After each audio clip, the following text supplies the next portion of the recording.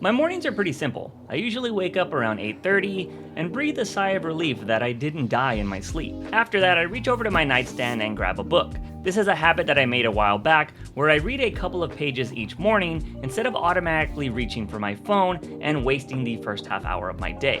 Once I'm out of bed, I take my dog out to use the bathroom and then I head out for my daily walk. This is easily one of my favorite parts of the day because it gets me out of the house and it allows me to catch up on a few things, like audiobooks. He flicks the crop and it hits my sweet spot with a sharp slap. Or music. If you worked a little harder, then you'd have a lot more. So the blame and the shame's on you for being so damn poor.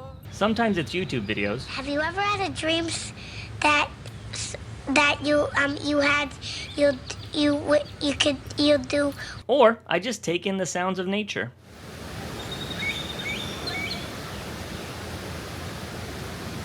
But one of the best moments that sometimes happens when I'm on these daily walks is I'll get ideas that make me stop and have to write them down. After my walk, I make myself a protein shake and do some light workouts before I jump in the shower. On some days, I like to get out of the house and go work at a coffee shop. But I don't usually stay at a coffee shop for more than an hour because I usually gotta poop. But on a good day when the poop is chillin', I like to grab a nice crispy slice of pizza.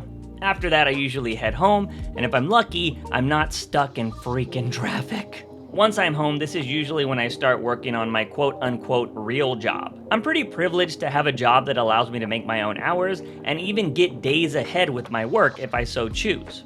Since I know I have anxiety that can control my life for days at a time, I try to stay weeks ahead if possible. I do this by dedicating a day or two where I work all day, but I break it up into 2-hour blocks. My days can sometimes look like this: work for 2 hours, then take a break and game for a bit. Work for 2 more hours, and then eat some food. Work for another 2 hours, and then do some spicy research. You get the idea. After doing my job, I usually fill the rest of the day working on side projects. This month, most of my free time has been taken up by filming these Vita videos, but usually, I like to spend my time brainstorming ideas for various writing projects. Part of this process includes reading. I think it's very important that you participate in the fields that you want to create in.